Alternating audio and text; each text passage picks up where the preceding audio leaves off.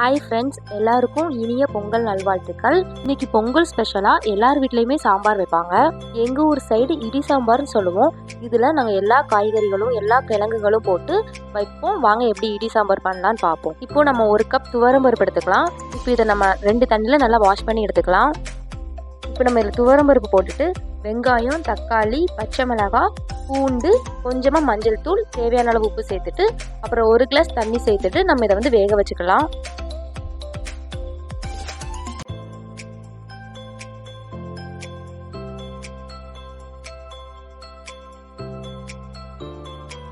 நாலு விசில் வரைக்கும் நம்ம குக்கரில் வேக வச்சு எடுத்துக்கலாம்.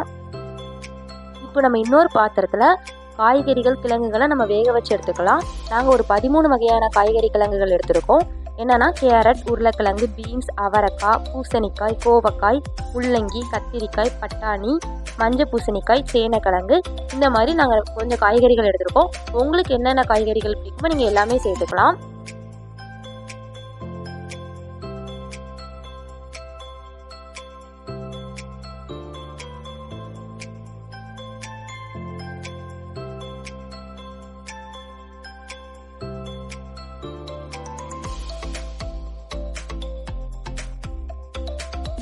சாம்பார் பொடி சேர்த்துக்கலாம்.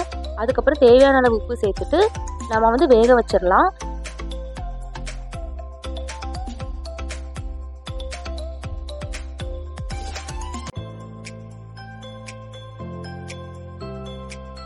கொஞ்சம் கொதிச்சு வரும்போது நம்ம மாங்காய் சேர்த்துக்கிறோம்.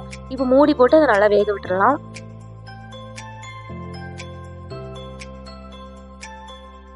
இப்போ நம்ம கொஞ்சமாக புளி எடுத்துக்கலாம். இதில் வந்து புளி தண்ணி கரைச்சி வச்சுக்கிடுவோம். இப்போ காய்கறிலாம் நல்லா வெந்துட்டு இப்போ நம்ம புளி தண்ணியை இதில் சேர்த்துக்கலாம்.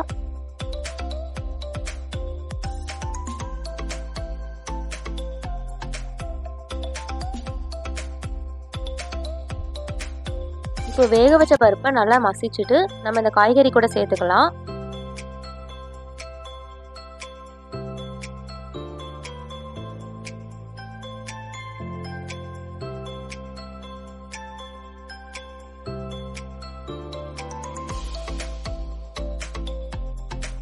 புளிப்பு காரம் சரியா இருக்கான்னு பார்த்துட்டு இன்னொரு பக்கத்தில் தாளிப்பு கரண்டி வச்சு கொஞ்சமாக எண்ணெய், கடுகு, கருவேப்பிலை, வத்தல் போட்டு நல்லா தாளிச்சிட்டு அதை அப்படியே நம்ம சாம்பாரில் சேர்த்துக்கலாம்.